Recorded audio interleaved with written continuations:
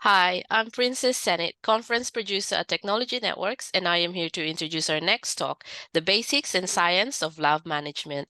I am pleased to welcome our speaker, Dr. Mark Nelson. Dr. Nelson currently serves as the Vice President of Science and Business Development at CP Lab Safety and has more than 20 years of experience as a chemist, specializing in the field of antibiotics and tetracyclines, and has extensive experience managing laboratories and the team within. His synthesis techniques have resulted in more than 40 patents and the development of the tetracycline antibiotic Nuzira and Seysara, the first of the aminomethylcycline subclass of tetracyclines to ascend to medical use, which was FDA approved in 2018. Mark is also an awardee of the 2019 American Chemical Society Heroes of Chemistry Award. A warm welcome to you, Mark. Following the presentation, we will have a Q&A session and we welcome any questions that you may have. Please ask questions using the Q&A system to the right-hand side of the video player. You can also use this feature to connect with attendees and discuss the talk, so feel free to take advantage of the chat system by introducing yourself and sharing your thoughts during this presentation. You can also benefit from some fantastic supporting literature, which you can download for free below the video player. If you experience any technical difficulties during the presentation, please request help using the technical help icon in the menu on the left-hand side of the player. And without further ado, I will now hand over to Mark to begin his presentation. Well, thank you, Princess.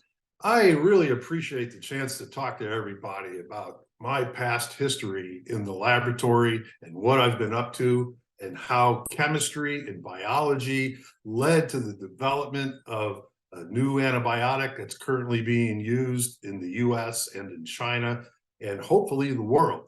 But I want to get into the basics and science of lab management, because without all this, it never would have happened.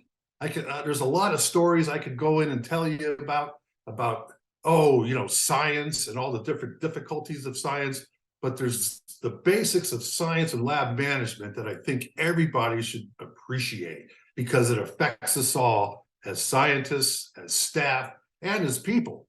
So the basics of science of lab management is there's a lot of mechanics to it. There's safety, there's chemicals, but I really want to talk about also the basics and neurochemistry of lab management. What goes on up here, okay? There's a lot that goes on up here. Our brains are really complex and our behavior patterns are really complex. But as scientists, you'll appreciate what I think is an important area of science, and that is what goes on up here affects lab management. So let's get right into it, but let me give you a little background about myself. I have a bachelor's in chemistry, but I love microbiology. I worked at Gannon University on EPA research projects. I studied ozone for sterilization. And by the time I was 22, I entered Temple University School of Pharmacy and studied medicinal chemistry and molecular pharmacology. This was all academic. And academic labs and industrial labs, they're quite different as far as goals and safety issues, as well as progress, and also what goes on up here. In any case, I did my postdoctoral studies at Tufts University School of Medicine with Dr. Stuart Levy, and we were looking for compounds that worked to inhibit efflux pumps in resistant bacteria. And he hired me as his first chemist, and we built a laboratory. Well, basically, they threw me into a laboratory. I opened up the door. There was nothing in it. All the grad students had taken all the materials out of it, the rotovaps, the glassware. And, I think most people would have run screaming, but I said, wow, this is an opportunity to build it from scratch. So I did. I built a lab from scratch, and I started to synthesize compounds that worked against resistant bacteria in these efflux pumps. Well, at that time, and this was, by the way, last century, this was funded by Upjohn, who is now something else. They got bought out, but I was well funded, and I built the lab. And I'll tell you a story about building labs in academia. Sometimes it's not as optimal as you may think. But after a year or two, we caught the attention of Pfizer, and with the money that they pumped into our program, we opened up the Center for Adaptations, Genetics, and Drug Resistance at Tufts University School of Medicine. But I was out in the suburbs in the Department of Chemistry, and but I interacted with the biologists on the medical school, And it just was a wonderful time for science and for the tetracyclines, because I had people come up to me and say, why are you working on tetracyclines? They're so old. And I said, because nobody else is, right? And that's one of the things that scientists need to think about is, what do they want when they do research? What do they want to study? What's their niche? Because you have to find a niche in academia in order to be successful. And I think we all know that. Well, after 3 or 4 years of working at the center and building new molecules and testing them against different bacteria and resistant bacteria, as well as mammalian cells, because we were looking at toxicity, and we also started to go into animals with these compounds, we caught the attention of Wally Gilbert. And Wally Gilbert is a Nobel laureate from Harvard, and he founded Biogen. And him and Stuart were friends, and he was telling Wally one night at dinner about my work. And Wally said, well, let's start a company around Mark's work. And so then Paratech Pharmaceuticals was launched in 1996 as sponsored research at Tufts. And it went really well. We started to build labs out from scratch again. We put in hoods. I started to hire chemists from all over the world. And by 1996, we caught the attention of GlaxoSmithKline. And we had to go and prove to them that these molecules were worthy of becoming the next antibiotics. Well, that went well for many years. And we worked with GlaxoSmithKline, but then for some reason, they backed out of anti-infectives. But they gave us enough money to start Paratech Pharmaceuticals in 1999. And that's a whole story by itself. And someday I'm going to write a book about it. It could be a tragic comedy, actually. There was good times, there were bad times, there was good results, there were bad results. But in downtown Boston, in Chinatown, we implemented chemistry, biology, and vivarium labs. I insisted on having a vivarium. They fought me on it. They said it was going to be too expensive. And I said, well, you know how expensive it is to do studies outside the lab? Any case, we had built a powerful machine, chemistry and biology and pharmacology in downtown Boston, right across from Chinatown. Great food. If you're ever there, find 75 Neelan Street, because we took the space that Genentech also evolved out of. So we thought we were on to something. So by 2000, I had greater than 40 chemists. And we had built these labs, and we had 80 scientists, and we started to build out the C-suite, okay, the C-suite executives. And we brought in high-powered and high-priced people from all over the country that were experts in bringing drugs to market. So that was Paratech. But I just want to tell you that I also have experience in clinical analytical toxicology, because I moonlit all the time to make extra money. And plus, I wanted to learn analytical chemistry, because I think if you're an organic chemist and you learn analytical chemistry, you'll be more powerful, because nothing will get by you. And it helped out a lot. Any case, when I was a clinical analytical chemist, we built labs. I helped in the human tox testing to get them College of American Pathology CAP certified. And that's just a whole different story. But organic chemistry labs and analytical labs, they're all the same. They have all types of different issues. They have all types of different dangers as well. So I just want to talk about tetracyclines because I love them so much, and they're still evolving. You may have taken doxycycline right here. This is a wonderful drug. Minocycline's used all the time. These are the basics of the tetracyclines, but we applied all this great chemistry called transition metal catalysis, Heck, Stille, all these great reactions. Basically, we had to make all these different reactive intermediates, amino groups, azides, and iodine compounds that are reactive in transition metal catalysis. And that was kind of what we did at first to get the ball rolling. But then we started doing chemistry. All the chemists started making tens of compounds per week.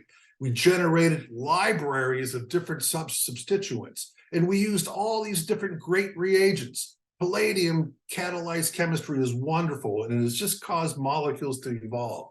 And I'm not going to bore you with the chemistry, but we made diazonium salts of minocycline and coupled them. This was one of the first compounds made, and that's what caught GlaxoSmithKline's eye and gave us the first tranche of money of $27 million. We thought this was golden. So in any case, just love the chemistry. I love molecules in general. Anything, if it's a molecule, I love it. And but let me tell you, it's easy to mix chemicals, but it's really, really hard to purify them. And so we built systems, and all these systems use advanced chromatography. Here's one here. This is a preparative HPLC system, a binary system. We used buffers. We used acetonitrile, standard things, TFA buffers, acetonitrile.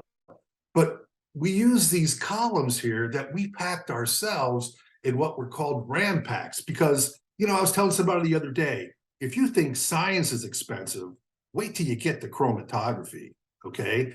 So we were able to make all these compounds, purify them to the best degree possible using these C18 reverse phase columns that we packed ourselves. And then we expanded. We built a whole room of them. By the way, these pumps, the smaller ones, kick out 100 milliliters per minute. These larger systems are like fire hoses. They kicked out 200 to 300 milliliters per minute. But we had to employ all these different safety things. Like, for instance, you'll see we collected waste right into solid drums, or these drums here, as well as we had secondary containers to stop flow and to stop spills. And we built all these systems from scratch. And that's what got us ahead quickly. So, here I am making all these different transition metal derivatives, but, it bothered me that we weren't making compounds that were more polar.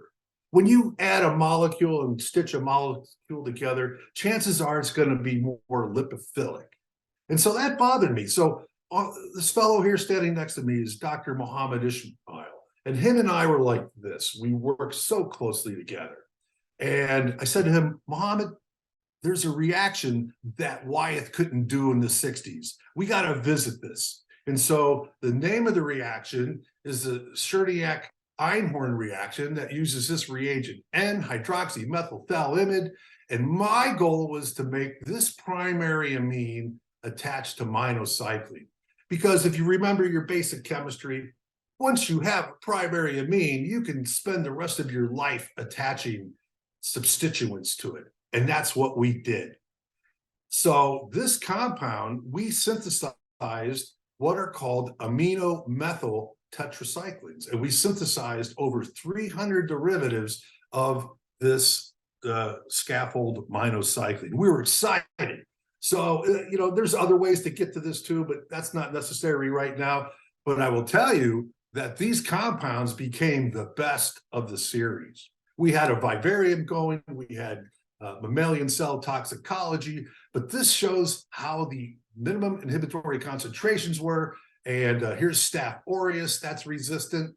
Here's pneumonia, that's resistant. And E. faecalis, that's resistant. And you see that compound 6, 7, and 13 were some of the best compounds. And we chose this one to go into preclinical testing.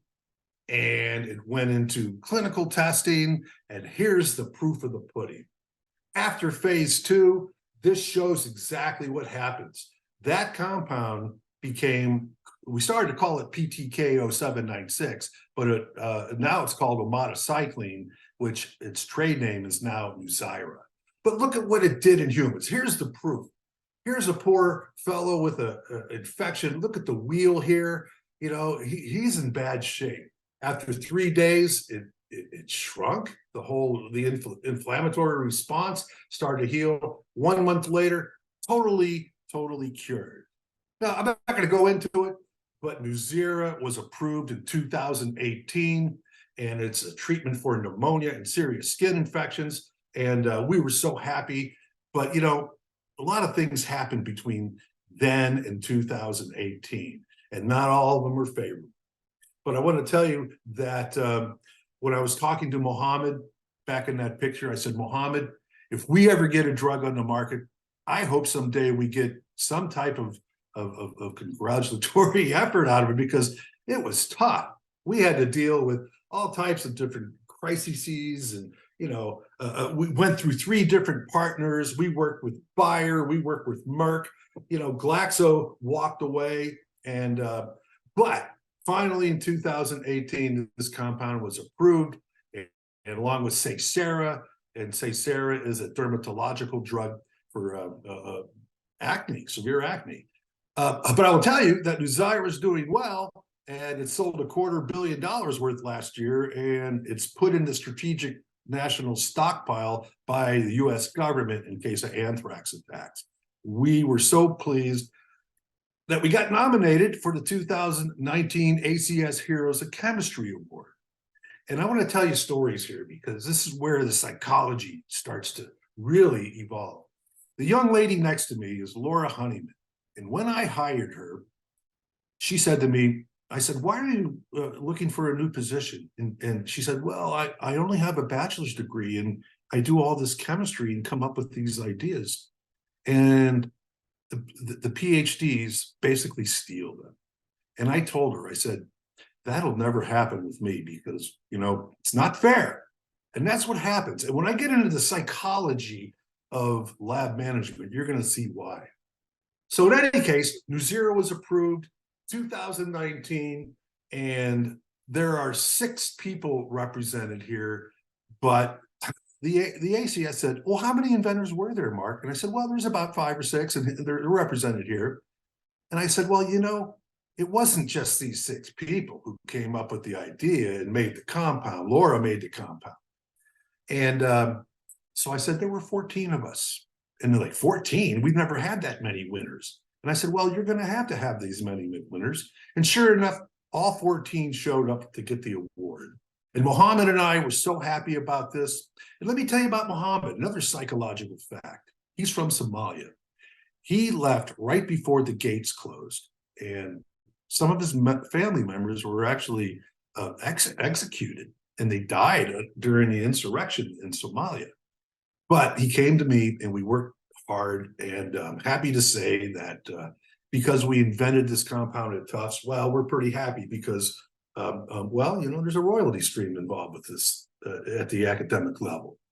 But anyway, this is my background. I want to tell you about laboratories, because we built laboratories from scratch, and I have built 3 different laboratories in my lifetime, and I'm sure I'm going to build a couple more. I'm working with companies now. So let me show you, okay? So basically, I have what's called Nelson's rules and for safety and productivity, okay? And how to build a stable lab infrastructure environment. And this all started with me when I was at Tufts in the chemistry department. I worked with every thiol. And you ever work with thiols?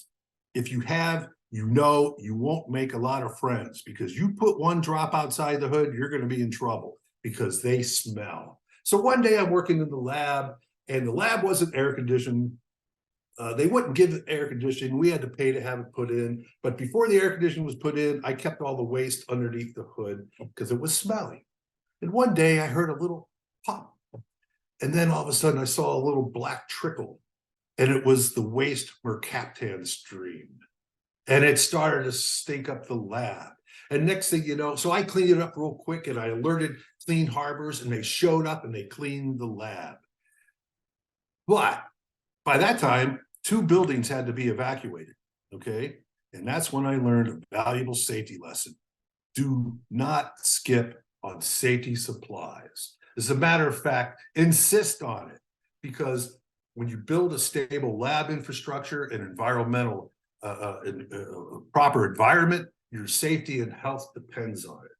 So after everybody was allowed back in the buildings, the chairman, who is David Walt, by the way, and he's founder of Illumina now, he came to me and said, Mark, you do that again, we're going to have to ask you to leave.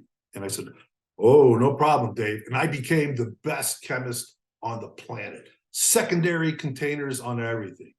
Bleach, the minute a syringe came out of a reaction, into the bleach, and I became the best chemist, and I never got thrown out. And I was happy about that. So be careful. But let me go into what I call Nelson's rules for safety and productivity. Number one, air handling, air turnover rate in your labs. Take the time to understand the systems. Understand proper fume hood settings. That's most important. I've gotten into arguments with environmental health and safety people. I went into one lab one time and he's like, I said, why are these hoods pulling so hard? Well, they're at 300 linear feet per minute. I said, well, that's too high. You ever hear of eddy currents? Any case, proper fume hood settings. Get a anemometer and measure it yourself.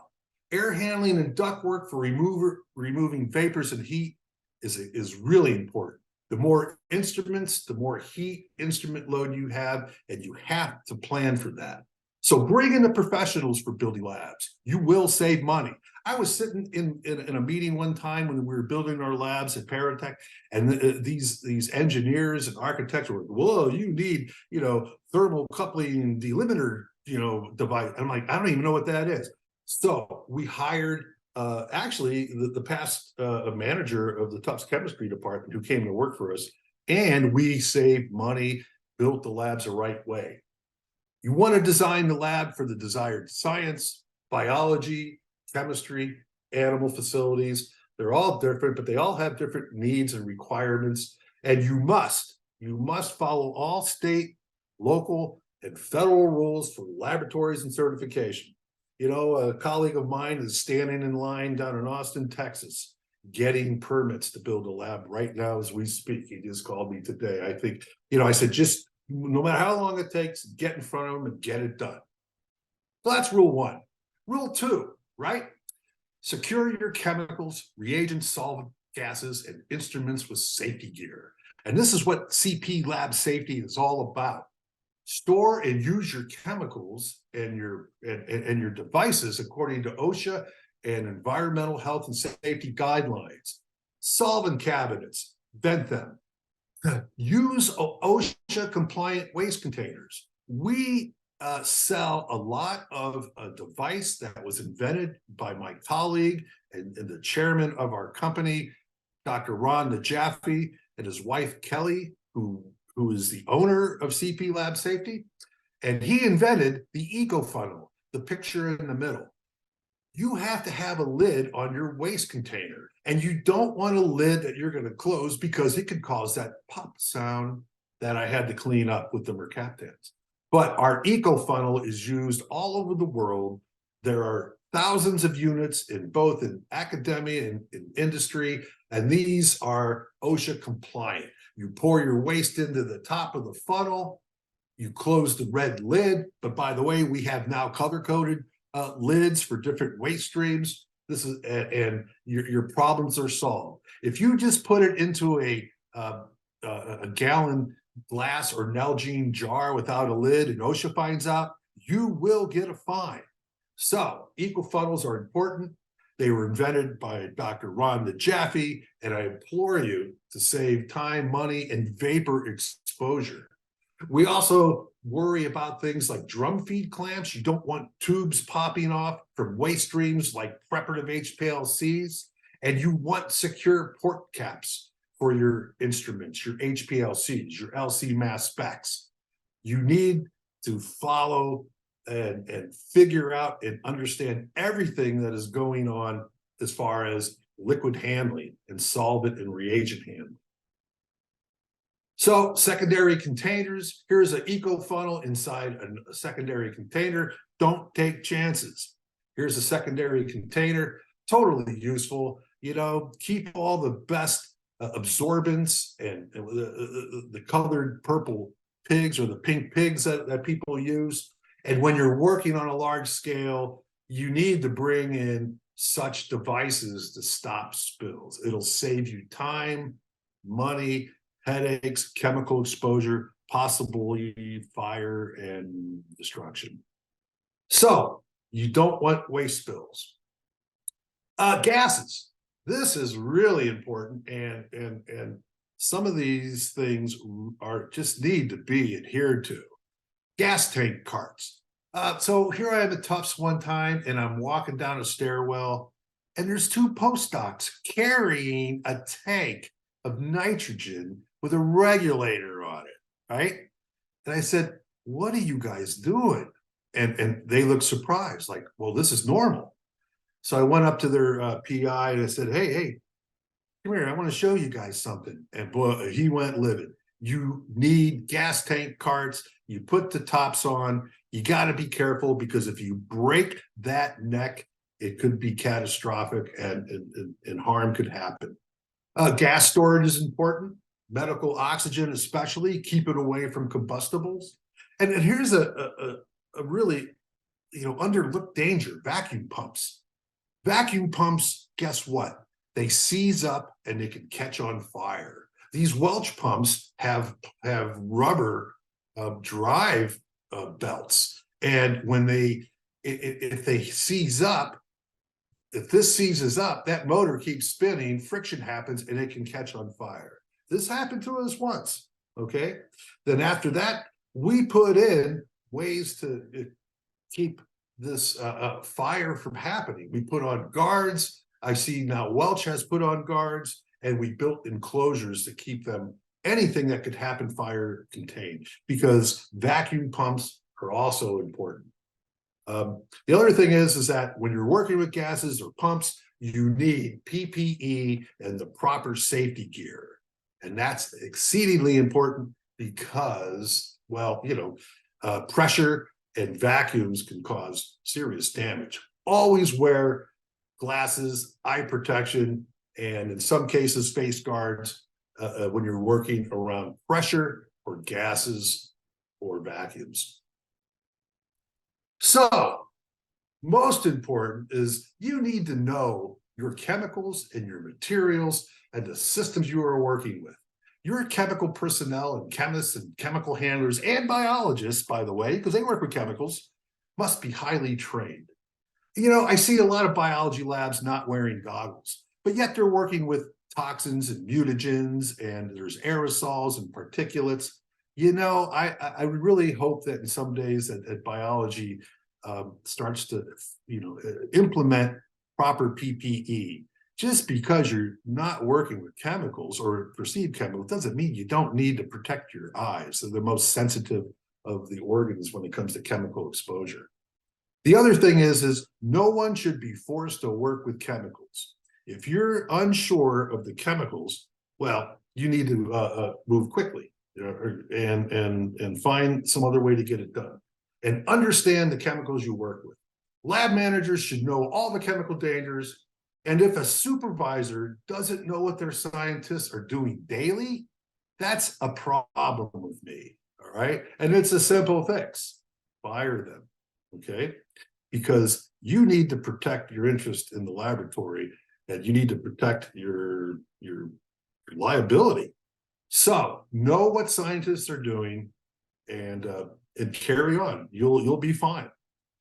So now I want to talk about neurochemistry and the basics of neurochemistry of lab management, because it all starts up here. All right.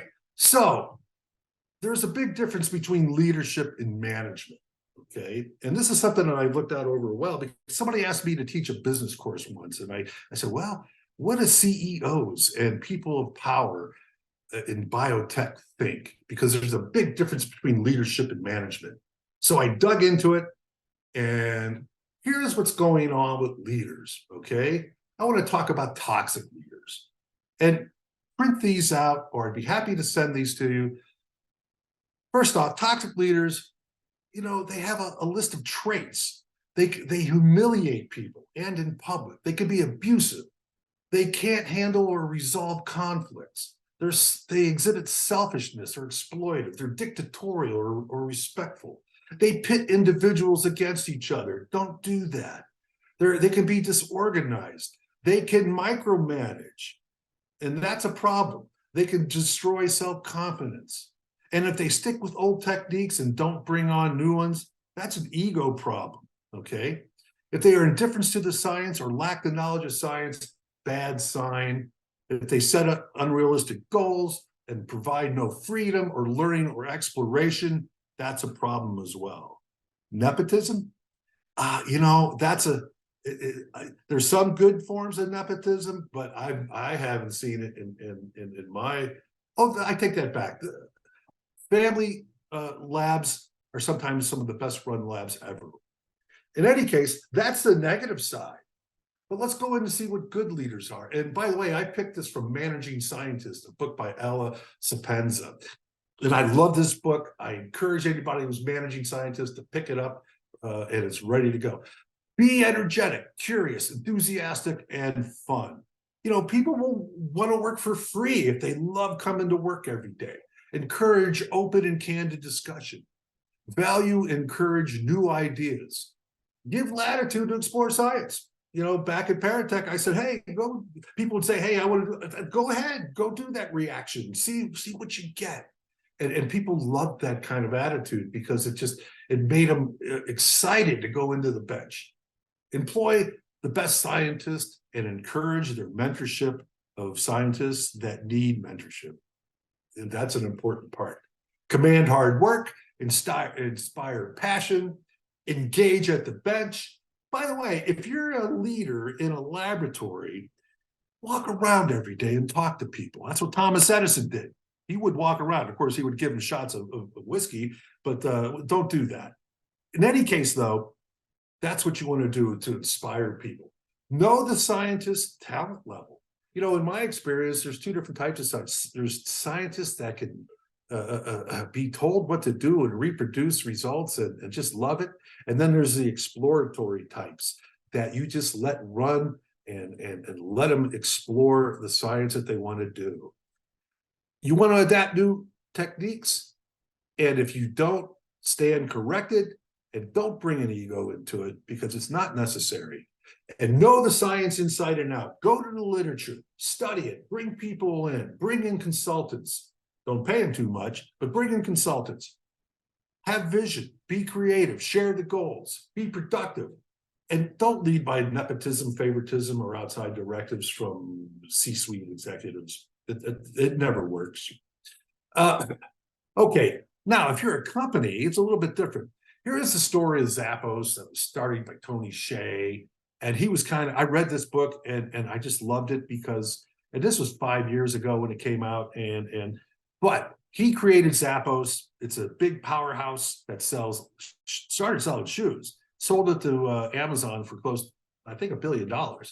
Any case, he wrote this book. I advise you to read it. Any case, he says, deliver wow through service and energy, drive change, be fun, and have uniqueness. Creativeness is important, growth, learning, build honest relationships with communication, be transparent, create a learning discovery environment, do more with less, be passionate, determined, and be humble. It didn't really help him because he died kind of a tragic way, and because he became so super rich, he kind of went into a paranoid state. He died due to addiction. Sad story, but I think his message kind of rings true. Another book I like is Leadership in the Life Sciences by Brian Smith. Science is an extraordinary field. The mission matters. Harmony within the company is important. The leader is the decisive factor and facilitator. If you pull a bonehead move as a CEO, and I've seen many, you will lose the respect of your people. If you're a leader in any regard and you do something that's not transparent and honest, you've lost. It'll be hard to regain that respect. Remember that all employees are stakeholders, that words are important. You know, I met with a group a while back, and the CEO was just applying frat humor to one of the people, and I could tell he was uncomfortable. And it was just so I kind of had to boost this fellow up. And, you know, don't do that. You know, leaders should be positive. Any negativity coming from a leader is a problem. Good leadership is an asset, bad is a liability, that's obvious. And leadership is a constantly evolving process. Now, let me get to the molecular part of this discussion, because I'm a medicinal chemist, and, you know, medicinal chemistry evolved from neurochemistry. And I studied a lot of neurochemistry in grad school, a bunch of stuff. But let me tell you about neurotransmitters in your brain. Your brain's so complex, we all know that. But there's molecules that get expressed and released during different behavioral patterns. Like everybody knows about oxytocin, the love molecule creates feelings of bonding, lowers stress. Do your leaders cause that feeling? Do they express that feeling in you? Glutamate is excitatory, can cause anxiety. GABA, inhibitory, lowers stress. Dopamine, the reward molecule. It's important in movement, alertness, and pleasure. Serotonin is an exceedingly important one. You have too much serotonin, you're a maniac. A lot of CEOs and people of power have way too much serotonin, and it dictates mood, sleep, feelings of grandeur, and mania. Like I said, acetylcholine involved in motor function, memory. There's others, epinephrine, norepinephrine. There's an anger, a dyad of adrenaline and cortisol. Stay away from that. Cortisol, caffeine causes cortisol increase, by the way.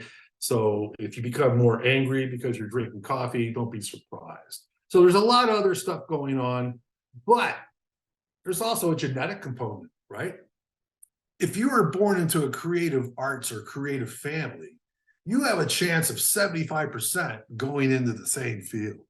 And all these different fields of employment or effort have different abilities to spur this type of result in the offspring. So there is a genetic component.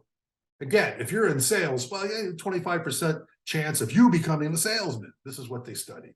So a lot of evolutionary psychologists study how people interact with each other. So part one, there's things that can happen. You can get melancholia, season affective disorders, social defeat stress. I will finish up with that. That's a major issue that people don't really realize it's going on, but it's all related to serotonin receptors. And if you had a higher job satisfaction and less depression, you have changes in you have good levels of serotonin in your brain. Oxytocin promotes trust, a crucial factor in human transactions. Cortisol, in contrast, affects the assessment of time and the value of money. And it's an interesting topic because, you want to keep all these things going. Now, testosterone, and there's testosterone in females too. Well, it's one of the most prevalent and ubiquitous hormones that changes behavior. High levels increase risk tolerance. It also leads to creativity and the creation of new ventures. But too much testosterone can cause aggression, dominance, and hierarchy. So, I just want you to think about all this because you're going to come in contact with different people. Different people have different levels of behavioral patterns that relate to different chemicals. I'm not saying this is absolute, but it's something you should be aware of. If somebody's aggressive with you, right? Oh, testosterone poisoning, right? Or if you trust somebody, it's because you're getting responses of oxytocin.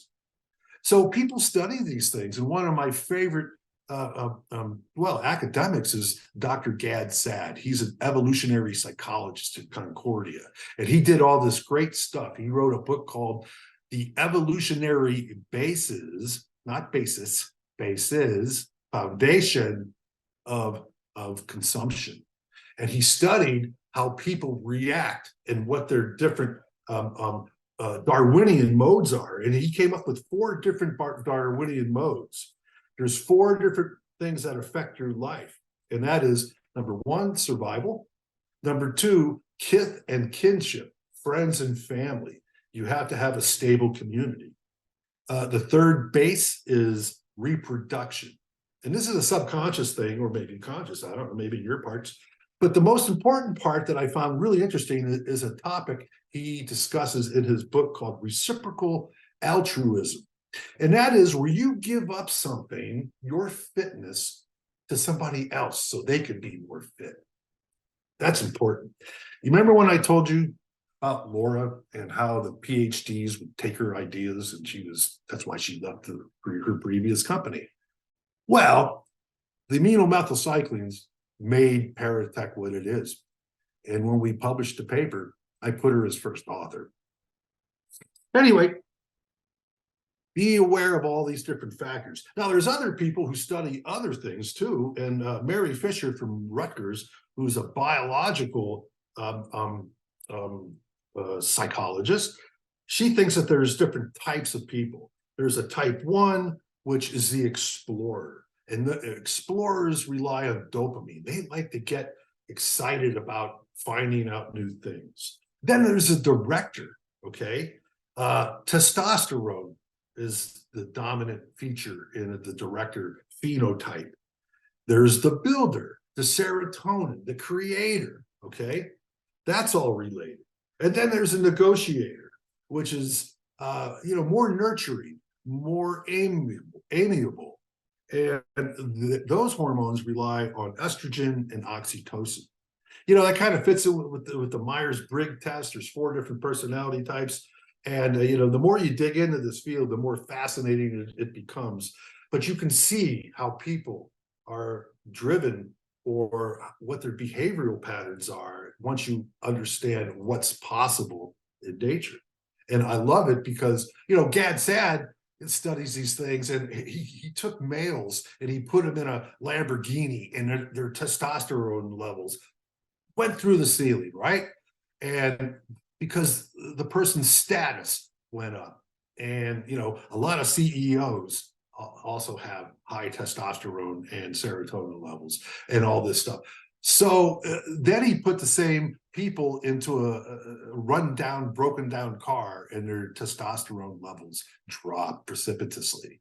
So, all types of things happened. Levels surge when confronted by another male's wealth, when you're with your paired female, so there's all these hormonal things that drive behavior, and it accounts for what happens in the lab too. And, I can appreciate it after studying all these neurochemical facts and after working and training hundreds of scientists in my career so far. So in general, leaders shape group neurochemistry. Leaders shape their emotional forces. So you need to have this emotional awareness in order to be successful. If you instill fear in people by withholding key information, paranoia, despair, and everything else, you're not going to have a good time with your employees. You're not going to be productive. And this poor emotional functioning in your reports or your people leads to jealousy and micromanagement and a sluggish performance in science, right? And so such pathologies lead to what's called a social defeat stress. And in general, because it's a new topic in biology, hostile behavior and limiting resources and access to reproduction and social positions causes this social defeat stress. Bullying, verbal abuse, all these chronic stressors, you need to rein that in because it changes your brain, the physiology, neurotransmitter, and hormone levels. It leads to problems in your people, all the way up to decreased motivation and depression. And all these major changes occur because of neurotransmitters and hormones. What happens? People fall into self-medication, addiction, and self-harm. Okay. We get to the last one. This is my conclusion. Build a stable lab infrastructure environment. Secure your chemicals and safety first. Know your science and your chemicals. Know your scientists, staff, and executives. And not only do you have to manage down to your reports and your staff, but you need to manage up and know your executives in order to be psychologically, physically safe, progressive, and scientifically progressive. And maybe someday you'll come up with a drug like we did and change, people's lives. And with that, I'd like to thank you. I'm Mark Nelson from CP Lab Safety. I run the CP Lab Chemicals. And you notice that most of the people in this picture, this is our staff, are female. And they are the most wonderful people to work with. This is Erin. This is Vanessa. This is Caitlin, Marjan, This is Kelly. She's the owner. We're a woman-owned company, so we have a lot of oxytocin kicking around. They're very nurturing. Our web guru, SEO extraordinaire, Jessica, our customer service representative, and this is Pete that runs the warehouse. And with that, I thank you. And if you have any questions, I'm happy to address them anytime, or you can reach me anytime, and I'm happy to talk science, chemistry, safety, and neurology. Thank you.